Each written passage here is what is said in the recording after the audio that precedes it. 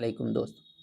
اللہ تبارک و تعالیٰ نے اس دنیا کو پیدا فرمایا اور اس دنیا کو ہمارے لیے پیدا فرمایا، ہمارے فائدے کے لیے پیدا فرمایا، ہم اس سے فائدہ اٹھا سکتے ہیں۔ اللہ کے رسول صلی اللہ علیہ وسلم نے ایک حدیث میں ارشاد فرمایا، ان الدنیا خلقت لکم وانکم خلقتم للآخرہ، کہ دنیا تمہارے لیے پیدا کی گئی ہے، اس سے فائدہ اٹھاؤ اور اس سے کے اندر جو بھی چیزیں ہیں، لذتیں حاصل کرنے کی جو بھی چیزیں ہیں، ان سے لذتیں حاصل کر سکتے ہیں ہم، لیکن فائنلی ہمیں ایک دن یہاں سے جانا ہے اور اللہ سے ملاقات کرنی ہے۔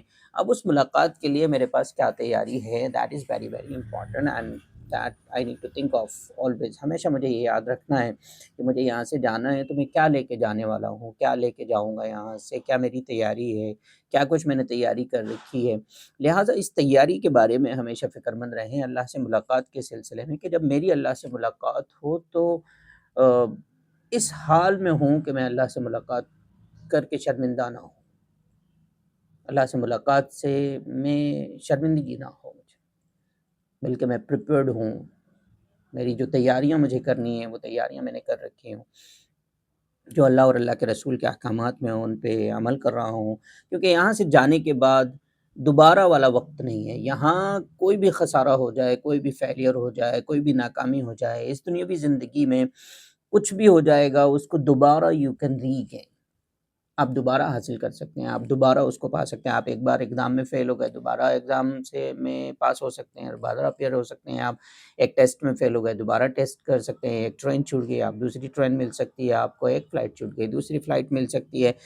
کوئی بھی چیز دنیاوی، کوئی خسارہ ہو گیا، آپ اس کو دوبارہ ریگین کر سکتے ہیں، دوبارہ محنت کر کے پا سکتے ہیں۔ لیکن یہاں سے جانے کے بعد اگر وہاں ناکامی ہو گئی تو دوبارہ اس کو ری گین کرنے کا موقع نہیں ہے آپ کے پاس۔ اللہ تبارک و تعالیٰ ارشاد فرمائیں گے کلا، دوبارہ نہیں ملنے والا وہ موقع، دوبارہ یہاں نہیں بھیجنے والے اللہ تبارک و تعالیٰ۔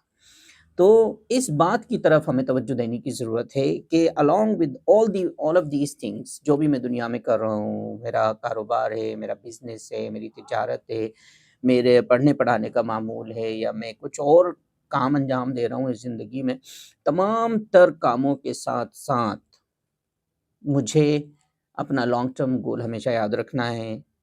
جو میرا لانگ ٹرم یہ ہے کہ میری اللہ سے ملاقات ہوگی، مجھے اللہ کے پاس جانا ہے، مجھے اللہ کے پاس حساب کتاب دینا ہے، اور وہاں سے پھر دوبارہ واپسی نہیں ہے، ری ٹیسٹنگ نہیں ہے، ری ایگزامینیشن نہیں ہے، اور یہاں ہم جو بھی ٹیسٹوں سے گزر رہے ہیں وہ وہاں کے ایک بڑے ٹیسٹ کی تیاری ہے بیسیکلی۔